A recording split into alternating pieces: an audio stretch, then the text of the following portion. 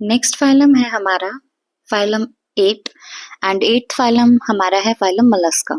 अब इससे पहले हम 7 फाइलम कवर कर चुके हैं, Porifera, Coelenterata, Ctenophora, Platyhelminthes, Aschelminthes, Annelida, Arthropoda, Mollusca हमारा अब 8th फाइलम है, राइट। तो हम लास्ट फाइलम जो हमने 7th पढ़ा था उसमें देखा था कि आर्थ्रोपोडा जो है वो सबसे बड़ा फाइलम है किंगडम एनिमेलिया में।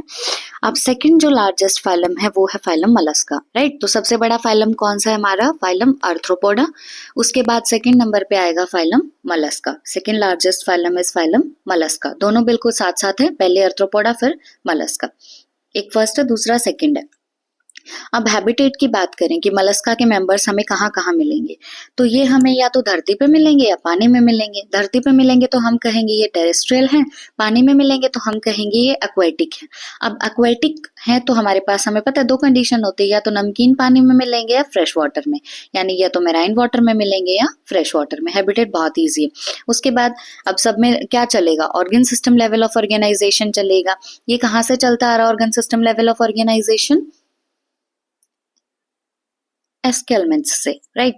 हमारा प्लेटीहेलमिन्ट्स में क्या था? ऐसा पहला फाइलम था जिसमें ऑर्गन लेवल ऑफ ऑर्गेनाइजेशन था, राइट। और organ system level of organisation सबसे पहले किस में आया था? एस्केलमेंट्स में। अब उसके बाद सब में क्या चल रहा है? Organ system level of organisation चल रहा है। सिमेट्री इनमें भी कैसी होगी? बायलेटरल होगी। ये भी ट्रिप्लोब्लास्टिक होंगे, सिलोमेट्स होंगे, ट्रू सिलोम इनमें प्रेजेंट होगी। उसके बाद जो अभी तक हमने देखा था, जैसे आर्थ्रोपोडा था या एनालिडा था हमारा, उनकी बॉडी कैसी थी? सेगमेंटेड थी, यानी सेगमेंट्स में उनकी बॉडी डिवाइडेड थी। पर जो मलस्का की बॉडी होती है वो अनसेगमेंटेड होती है, यानी इनकी बॉडी में सेगमेंट्स प्रेजेंट नहीं होते। अब इनकी जो बॉडी है वो कवर्ड होती है एक शेल से। शेल क्या है? एक कवरिंग है। तो मलस्का की जो बॉडी है वो एक शेल से कवर्ड होती है, और वो शेल कैल्शियम का बना हुआ है, इसीलिए हम उस शेल को कहते हैं कैल्केरियस शेल, राइट। जैसे आर्थ्रोपोडा के मेंबर्स की बॉडी कवर्ड थी एक्सोस्केलेटन से, और वो एक्सोस्केलेटन काइटिन का बना हुआ था, उसको हमने बोला था काइटिनियस एक्सोस्केलेटन। तो इसी तरीके से मलस्का की बॉडी एक शेल से कवर्ड है, उसको हम बोलेंगे कैल्केरियस शेल। अब जिस तरीके से हमारा आर्थ्रोपोडा की बॉडी के भी 3 पार्ट थे, that is head, thorax and abdomen, ऐसे ही मलस्का की बॉडी के भी 3 पार्ट हैं, head, muscular foot and visceral hump, right. क्या क्या है? हेड है, फुट है और हम्प है। अब फुट जो है वो है मस्कुलर और हम्प जो है वो है विसरल, राइट। क्या क्या हमारे पास? रिपीट करो। हेड है मलस्का में, फिर है मस्कुलर फुट और फिर है विसरल हम्प। अब हमें इस डायग्राम की हेल्प से एनसीईआरटी की 1-2 लाइन समझनी है। देखो, इनके अंदर क्या होता है कि एक प्रेजेंट है विसरल हम्प, जो इनकी बॉडी का एक पार्ट है, राइट। अब ये जो विसरल हम्प है, और एक इनके अंदर प्रेजेंट होगा मेंटल, राइट। मेंटल क्या है? मेंटल और कुछ नहीं है बल्कि स्किन की एक लेयर है, राइट, जो कि बहुत सॉफ्ट होती है, बहुत स्पंजी होती है, ठीक है। तो हमारे पास क्या है? विसरल हम्प है। विसरल हम्प के आसपास क्या प्रेजेंट है? एक सॉफ्ट और स्पंजी स्किन की लेयर प्रेजेंट है, राइट। अब ये जो मेंटल है और ये विसरल हम्प है, इनके बीच में खाली जगह प्रेजेंट होती है, और खाली जगह को क्या बोलते हैं? Cavity, right. इस कैविटी का नाम होगा मेंटल कैविटी, राइट। कैविटी का नाम क्या है? Mantle cavity. तो हमने देखा कि जो मलस्का है उनकी बॉडी 3 पार्ट्स में डिवाइडेड है। रिपीट करो। हेड होगा, मस्कुलर फुट होगा और विसरल हम्प होगा। अब इस हम्प को ही लेके चलो। हम्प कवर्ड है एक सॉफ्ट और स्पंजी स्किन की लेयर से, उस लेयर का नाम है मेंटल। इस मेंटल और विसरल हम्प के बीच में जो खाली जगह है, उस खाली जगह को हमने बोला मेंटल कैविटी, ठीक है। अब वेरी इंपॉर्टेंट कि मलस्का के अंदर गिल्स प्रेजेंट होते हैं, और ये गिल्स जो है ये फेदर लाइक होते हैं। ये प्रेजेंट कहाँ पे होंगे? लोकेशन क्या है इनकी? जो हमने ये मेंटल कैविटी देखी है ना, विसरल हम्प और मेंटल के बीच में जो मेंटल कैविटी है, उस कैविटी में, उस खाली जगह में प्रेजेंट होते गिल्स, और वो गिल्स कैसे हैं? फेदर लाइक हैं। अब गिल्स का हमें नॉर्मल काम पता है, वो रेस्पिरेशन करवाते हैं, राइट। लेकिन बहुत इंपॉर्टेंट बात कि मलस्का में ये जो फेदर लाइक गिल्स है, इनके 2 काम है, एक रेस्पिरेशन और एक एक्सक्रीशन। तो एक्सक्रीशन को स्टार मार्क करो, क्योंकि हम नॉर्मली इसको गेस नहीं कर पाते, राइट। तो मलस्का के अंदर जो मेंटल कैविटी है, उस मेंटल कैविटी में ही प्रेजेंट है फेदर लाइक गिल्स। गिल्स के 2 काम है, रेस्पिरेशन एंड एक्सक्रीशन, राइट। उसके बाद हमें देखना है कि जो मलस्का का एंटीरियर हेड रीजन होता है, अब एंटीरियर और पोस्टीरियर का मतलब क्या है, जैसे देखो पोस्टीरियर में पी आ रहा है ना, तो पोस्टीरियर जो होता है वो होता है पास वाला, राइट, और एंटीरियर जो होता है वो होता है दूर वाला रीजन। अब जैसे अगर मैं मेरी बॉडी की बात करूं, तो जो आगे वाला रीजन होगा, आगे पीछे से भी आप इसको देख सकते हो, एंटीरियर में ए आ रहा है तो ए होगा आगे वाला, और पोस्टीरियर में पी आ रहा है तो पी होगा पीछे वाला। तो इनका जो हेड रीजन में एंटीरियर पार्ट होता है उसके पास सेंसरी टेंटिकल्स होंगे, राइट। सेंसरी मतलब टेंटिकल्स तो हमें पता है क्या होते हैं, जैसे हाइड्रा के अंदर जो उसके हाथ से निकले होते हैं उनको हम क्या बोलते हैं, टेंटिकल्स बोलते हैं। अब इसमें ना आप ऑक्टोपस को इमेजिन करो कि ऑक्टोपस के ऐसे बहुत सारे हाथ से निकल रहे होते हैं ना, तो वो टेंटिकल्स हैं। मोस्ट इंपॉर्टेंट बात क्या है कि ये टेंटिकल्स सेंसरी होते हैं, मतलब अपने आस पास के सेंसेशंस को, सिग्नल्स को सेंस कर सकते हैं, राइट। तो मलस्का में जो हेड रीजन होगा उसका भी कौन सा पार्ट, एंटीरियर पार्ट, मतलब अगला पार्ट, ए से एंटीरियर, ए से अगला, अगला जो पार्ट होगा उसके पास टेंटिकल्स होंगे, और इन टेंटिकल्स की स्पेशलिटी क्या है कि ये सेंसरी होते हैं, राइट। अब मलस्का के अंदर जो माउथ होता है उस माउथ के पास प्रेजेंट होता है रेड्यूला, राइट। माउथ में क्या प्रेजेंट होगा, रेड्यूला प्रेजेंट होगा। अब रेड्यूला क्या है, ये एक फाइल लाइक रेस्पिंग ऑर्गन है फीडिंग के लिए। अब रेस्पिंग का मतलब क्या है, जो ऐसे किसी भी चीज को झपट के, छीन के और खा ले, राइट, वो क्या होगा, रेस्पिंग ऑर्गन होगा, राइट।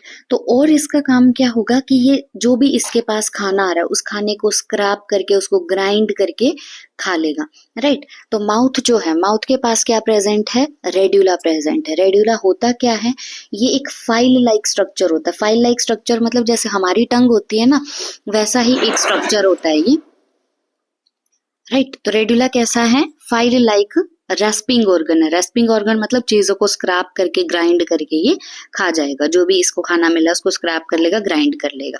तो रेड्यूला कहाँ प्रेजेंट है, पहली बात माउथ में प्रेजेंट है, और इसका काम याद रखना है आपको क्या है। उसके बाद मलस्का के जो मेंबर्स होते हैं वो यूजुअली डाइशियस होते हैं। ध्यान रखना, यूजुअली डाइशियस बोला, ऑलवेज डाइशियस नहीं बोला। डाइशियस का मतलब हमें पता है, डबल हाउस, मेल अलग होगा फीमेल अलग होगी। ये ओविपेरस होते हैं, मतलब एग ले करते हैं, इनमें इनडायरेक्ट डेवलपमेंट होगी, राइट। ये सारे ट्रिक से याद करेंगे, dioecious, oviparous, indirect development last में। नेक्स्ट फाइलम है हमारा जो मलस्का, उसके अंदर हम देख रहे हैं लास्ट टॉपिक हमारा एग्जाम्पल्स, राइट। अब इसके एग्जाम्पल बहुत सारे हैं। जनरली मैं ट्रिक प्रेफर नहीं करती एग्जाम्पल्स के लिए, बट आप कोशिश करिए कि इन एग्जाम्पल्स को 5-6 बार खुद से ही लिख के देखें, याद हो जाएंगे। लेकिन फिर भी अगर किसी को ट्रिक से करना है तो मैं ट्रिक बता देती हूँ। एक केस इमेजिन करो कि हमारे घर पे ना एक डेंटिस्ट आए हुए हैं, ठीक है। अब उन डेंटिस्ट को हम बोल रहे हैं कि आप चाय पियो, बट उन्होंने क्या कर रखा है, एक ऑक्टोपस पाल रखा है, और वो चाय खुद नहीं पी रहे, वो ऑक्टोपस से कह रहे हैं कि पी कि तू चाय पी ले, ऑक्टोपस से कह रहे हैं, ठीक है। तो इसको हम कैसे याद रखेंगे कि आप चाय पी लो, ठीक है, आप चाय पी लो। आपसे हम याद रखेंगे अप्लाइशिया, आपसे क्या याद रखेंगे, अप्लाइशिया। चाय पी लो से याद रखेंगे केटो प्लूरा, चाय पी लो से केटो प्लूरा, आप चाय पी लो, अप्लाइशिया, केटो प्लूरा। किसको कह रहे हैं ये बात हम, डेंटिस्ट को। तो डेंटिस्ट का हो जाएगा डेंटेलियम, डेंटिस्ट का क्या होगा, डेंटेलियम। तो अप्लाइशिया, कैटोप्लूरा, डेंटेलियम। अब एक बार बस ट्रिक से याद कर लो, फिर ये सीरीज में ऐसे ही याद हो जाएगा। अब वो खुद नहीं पी रहा, ऑक्टोपस को पिला रहा है, तो ये चीज देख के हम कह रहे हैं लॉल, राइट। एक वर्ड हम यूज करते हैं ना, LOL, लॉल, तो हम कह रहे हैं लॉल। तो लॉल से हम याद रखेंगे लोलिगो, लॉल से क्या याद रखेंगे, लोलिगो। वो तो किसको पिला रहे हैं, ऑक्टोपस को पिला रहे हैं, राइट। तो वो ऑक्टोपस से कह रहे हैं ऑक्टोपस से, राइट। ऑक्टोपस का ऑक्टोपस हो गया, से का हो गया सेपिया, से का क्या हो गया, सेपिया। तो अभी तक हमने क्या क्या याद किया है, अप्लाइशिया, कैटोप्लूरा, डेंटेलियम, लॉलिगो, सेपिया। लोलिगो के बाद क्या था, ऑक्टोपस, सेपिया, राइट। अब उसको क्या कह रहे हैं, ऑक्टोपस से पी, पहले पी का है पिला, अगले पी का है पिंकटाडा, राइट, पिला एंड पिंकटाडा। अब ट्रिक बेशक मत याद रखो, सीरीज में एक बार इसको बोलो, क्या था, अप्लाइशिया, केटोप्लूरा, डेंटेलियम, लोलिगो, ऑक्टोपस, सेपिया, पिला एंड पिंकटाडा। अब इनके कॉमन नेम देखते हैं। देखो अप्लाइशिया जो है ना, ये होता है सी हेयर। अप्लाइशिया क्या होगा? सी हेयर, ये इसका कॉमन नेम है। कैटोप्लूरा जो होता है वो काइटोन होता है। कैटोप्लूरा क्या होगा? काइटोन। देन डेंटेलियम का याद रखना आसान है, ये टस्क शेल होता है। अब टस्क क्या होता है? जो हाथी का दांत होता है ना, हाथी के दांत को हम टस्क बोलते हैं। अब दांत किससे रिलेटेड है? डेंटिस्ट से, राइट? तो डेंटेलियम का क्या हो जाएगा? Tusk shell. Then Loligo, Loligo क्या होता है? स्क्विड। लोलिगो क्या होगा? स्क्विड होगा। उसके बाद आता है ऑक्टोपस। ऑक्टोपस जो होता है वो होता है डेविल फिश। ऑक्टोपस क्या होगा? Devil fish. Then Sepia, Sepia होता है कटल फिश, राइट? ये फिश फिश साथ में याद कर लो। Octopus, devil fish, Sepia, cuttle fish. Then Pila जो होता है ये होता है एप्पल स्नेल, राइट? पिला क्या होता है? Apple snail. और पिंकटाडा होगा पर्ल ऑयस्टर। एक पिंक कलर का पर्ल इमेजिन करो, राइट? तो पिंकटाडा क्या है? Pearl oyster. अब एक बार फिर से एग्जाम्पल रिपीट करो मेरे साथ, इसको 2-3 बार जैसे मैं बोल रही हूँ ऐसे बोल बोल के लिख के देखो, याद हो जाएंगे। मुश्किल नहीं है, ज्यादा है, मुश्किल नहीं है, ठीक है? फर्स्ट क्या है? Aplysia, sea hare, Chaetopleura, chiton, Dentalium, tusk shell, Loligo, squid, octopus, devilfish, Sepia, cuttlefish, Pila, apple snail, Pinctada, pearl oyster. देखो अगर बार बार ये बोलते रहोगे ना कि एनिमल किंगडम में एग्जाम्पल बहुत ज्यादा है, एग्जाम्पल बहुत ज्यादा, कुछ नहीं होगा। जितनी बार ये बोल रहे हो कि एग्जाम्पल बहुत ज्यादा है, उतनी बार जिस भी फाइलम के एग्जाम्पल ज्यादा लग रहे उसको बोल के लिख के देखो। सिर्फ ये बोलने से कि ज्यादा है ज्यादा याद नहीं होगा, नहीं होगा।